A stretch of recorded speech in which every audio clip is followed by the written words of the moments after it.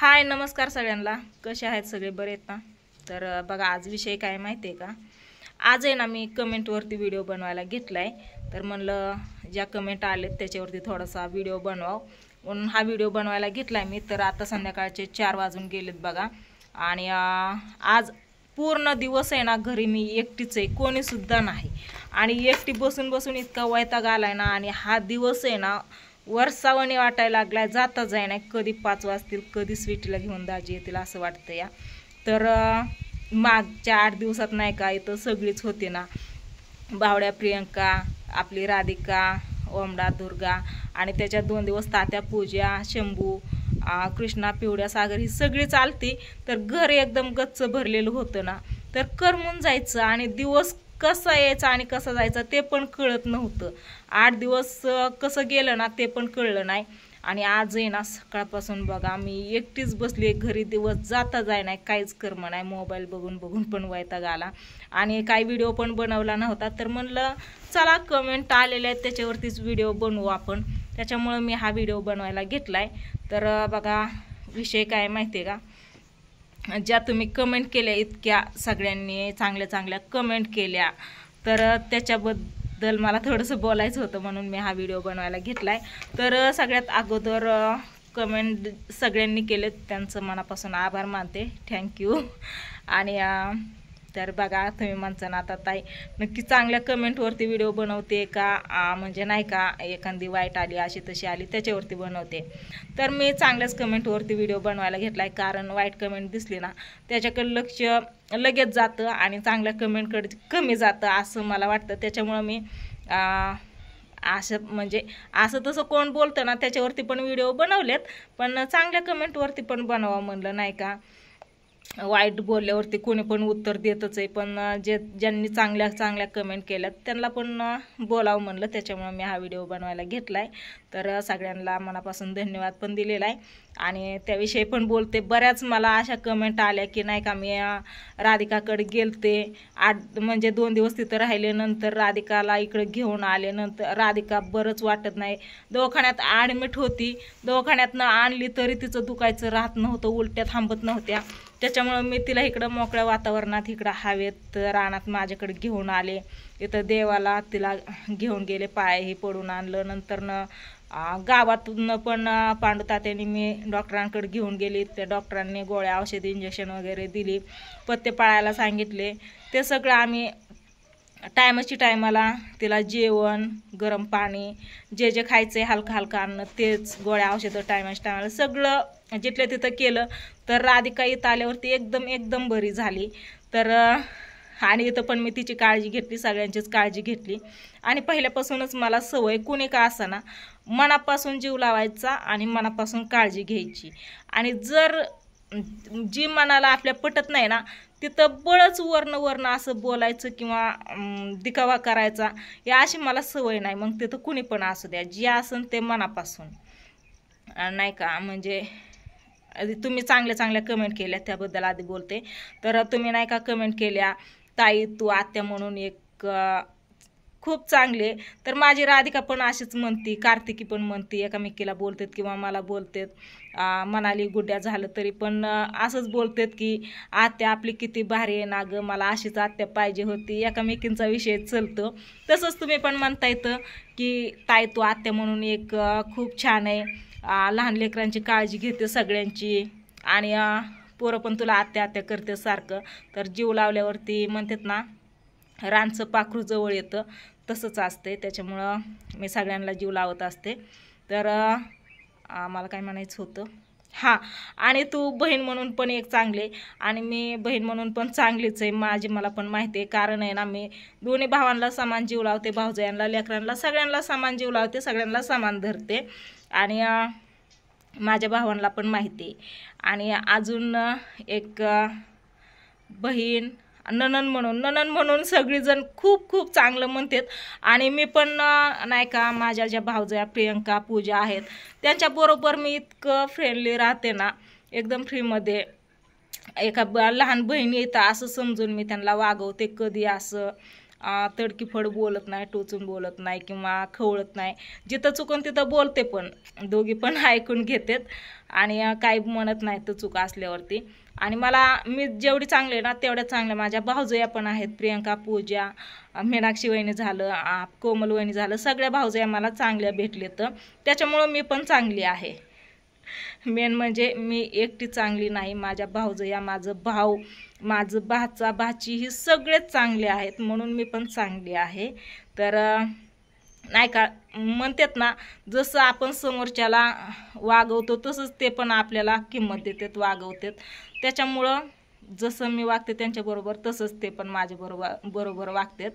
तर राहिला सवाल आता सुनेबद्दल पण एक कमेंट आलती बघा. तर म्हणल्या, एक जण म्हणलेलं, कोण मी नाव नाही माझ्या लक्षात, पण म्हणलेले बघा, त्यांनी दाजी काय बोलायचे, दाजी काय सांगायचेत नाही का, तेच त्यांच्या भावात कुठे आहेत, आई वडिलांत कुठे आहेत.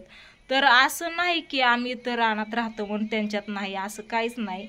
आम्ही दाजी, तुम्ही म्हणतात ना गावात काय करतात, तर दाजी जातात ना गावात, आई वडील भाऊ भाऊजाई सगळे आहेत ना गावात, सगळ्यांसाठी जातात. गावात जातात, आई वडिलांना काय कमी जास्त बघतात, काय पाहिजे नाही बघतात, दवाखाना किराणा वगैरे सगळं बघतात गावात जाऊन. आणि मीही जाते कधी मध्ये. पण विषय काय होतं माहिती आहे का, आमच्या घरच्यांना म्हणजे सासू सासरे आणि दिरा जावांचा तर विषयच नाही, त्यांना ना म्हणजे ही व्हिडिओ ही वगैरे असं जास्त काही आवडत नाही. त्याच्यामुळे मी जास्त करून व्हिडिओ घेत नाही गावात, कधीतरी घेते. आणि दाजी दिवसभर जाऊन म्हणजे त्यांची काळजी घेतात.